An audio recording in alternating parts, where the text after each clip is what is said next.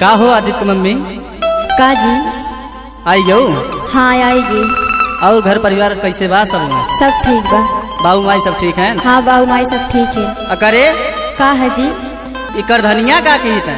अरे काऊ मारे हूँ हम ना बिलवावे पर लाग गई हो। पहले बात सुनावा। सुनावा। अरे पहले झूलनी हेरा वायु, अरे पहले झूलनी हेरा वायु और नहीं हर का सीख के आयु।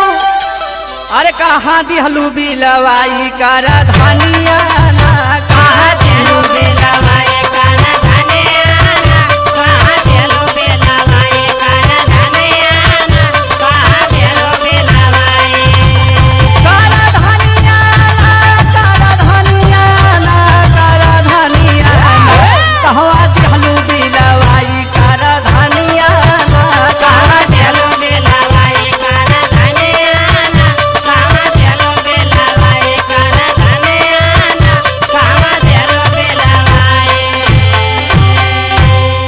तुमसे ना हमारे एकदम जीव भी आए कि बेका जान ले। अरे ऐसा ना बोली जी। का ना बोली?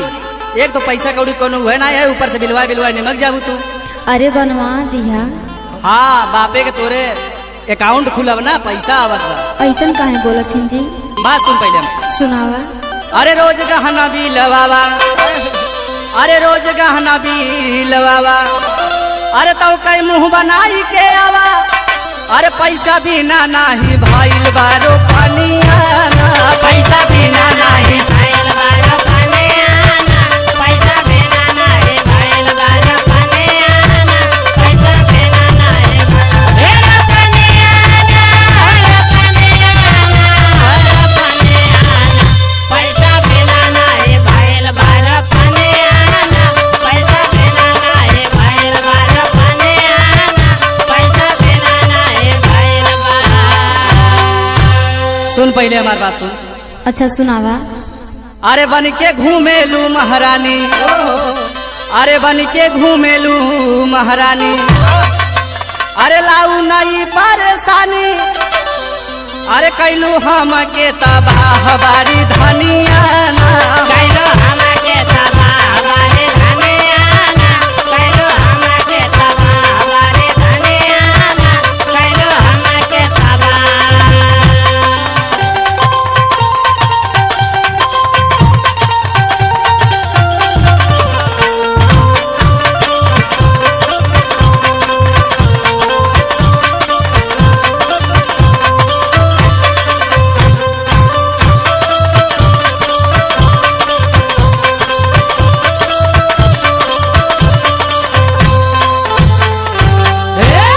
जाए भगवान, हमारे कर्म में कहाँ से इतना फूहर मेहरारू बिखवाई उठी हम जानी ना पावत। अरे बहन ना, जब काम धाम करिया पैसा हो जाई तबे बनवाई दी है।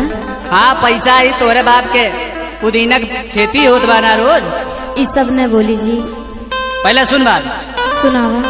अरे अपना दूसर बनवाई, अरे अपना दूसर बनवाई, अरे तो का छूछे हम घुमाई। अरे हमका मिली गईले तई तो फूला छिनिया ना, हमका मिली गईले तई तो फूला